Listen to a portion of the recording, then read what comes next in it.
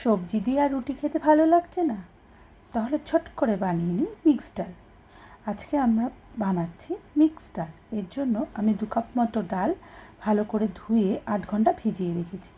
এরপর প্রেসার কুকারে এই ডালটাকে পরিমাণ মতো জল দিয়ে, 2 কাপের জন্য আমি প্রায় 4 কাপ মতো জল দিয়ে এটাকে 3টে সিটি দিয়েছি।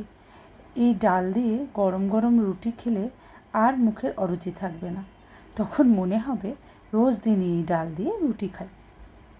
খুব টেস্টি আর স্বাস্থ্যকরও বটে। চলো তবে ডাল বানিয়ে নিই। এর জন্য প্রেসার কুকারে ঢাকনাটা লাগিয়ে দিচ্ছি। 3টে সিটি পড়া পর্যন্ত আমি অপেক্ষা করব।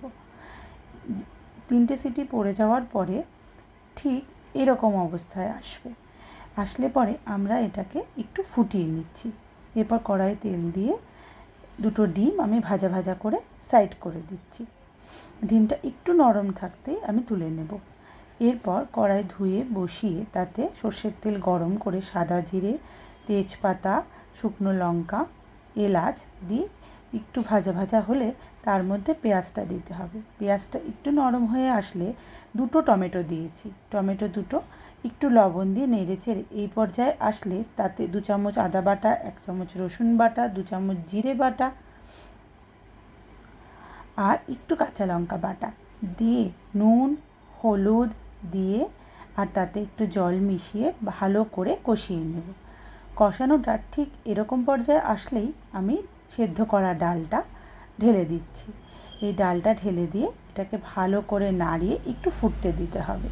ভালো করে ফুটে উঠলে পরে নামানোর আগে ডিমগুলোকে ঝুরি ঝুরি করে এর ভিতরে দিয়ে দিচ্ছি। আর এর মাঝখানেই কিন্তু আমি একটু টেস্ট করে নুন চিনি দিয়ে দিয়েছিলাম।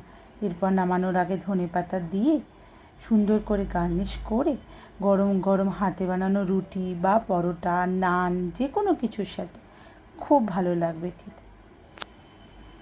তোমরা বাড়িতে বানিও আর আমাকে কমেন্টে জানিও কেমন হয়েছে।